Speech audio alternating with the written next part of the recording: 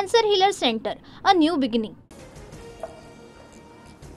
दिशा सालियन प्रकरणी उद्धव ठाकरेंचा मला 2 वेळा फोन. पत्रकार परिषदेमध्ये आदित्य ठाकरेंच्या नावाचा उल्लेख करू नये अशी विनंती केली. नारायण राणेंचं वक्तव्य. दिशा सालियनच्या वडिलांनी दाखल केलेल्या याचिकेवर 2 एप्रिलला सुनावणी. आदित्य ठाकरे, सूरज पांचोली, दिनो मोरिया यांच्यासह मुंबई पोलिसांवर याचिकेतून गंभीर आरोप.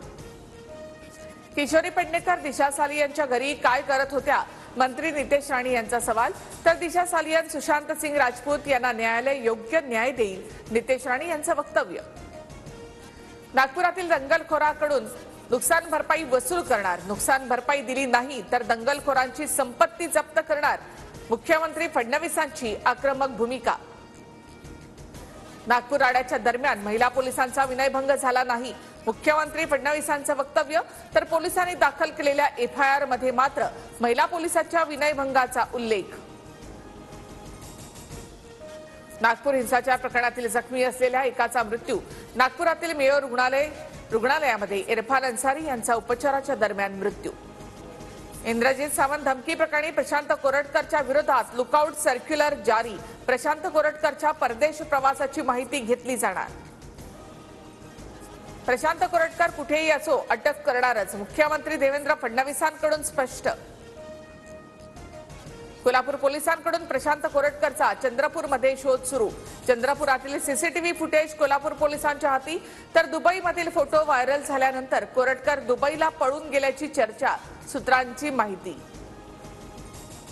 प्रशांत कोरटकर गृह खात्याच्या मदतीशिवाय पळून जाऊ शकत नाही. कोरटकर भाजपच्या कार्यालयातही सापडू शकतो, संजय राऊतांचा आरोप.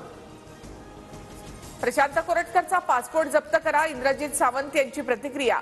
तर कोरटकरला कोणती तरी यंत्रणा वाचवण्याचा प्रयत्न करते, इंद्रजित सावंत यांचा आरोप. पुण्यामध्ये अजित पवार आणि जयंत पाटलांमध्ये अर्धा तास चर्चा. वसंतदादा शुगर इन्स्टिट्यूटच्या बैठकीआधी दोघांमध्ये चर्चा. कितीही नाकारलं तरी अजित पवार आणि जयंत पाटलांच्या बैठकीत राजकीय चर्चा झाली. जयंत पाटील पक्षामध्ये अस्वस्थ. अधिवेशनामध्ये एखादी धक्का देणारी घटनाही समोर येईल, संजय शिरसाट यांचा दावा. मोहित कंबोज, जलसंपदा विभागाची कामं वाढतात असं समजलं. विधानसभेत शिवसेनेचे आमदार बाबूराव कोहळीकर यांचं वक्तव्य. देशातील साखर उत्पादनामध्ये 17% घट. 299 लाख मेट्रिक टन साखरेचं उत्पादन. 10 लाख मेट्रिक टन साखरेच्या निर्यातीला मान्यता. हर्षवर्धन पाटील यांची माहिती. आजपासून आयपीएलचा थरार रंगणार. पहिल्या सामन्यामध्ये गतविजेता कोलकाताचा संघ बंगळुरूशी भिडणार. कोलकाताचं नेतृत्व अजिंक्य रहाणेंकडे, तर रजत पाटीदार आरसीबीची धुरा सांभाळणार. डायलॉग विथ वरुण दास कार्यक्रमात श्री रविशंकर यांच्याशी विशेष संवाद. मुलाखतीमध्ये अध्यात्म, जीवन आणि मानसिक आरोग्य यावर चर्चा. न्यूज 9 ॲपवर आज रात्री मुलाखतीचा प्रक्षेपण. Cancer Healer Center, a new beginning.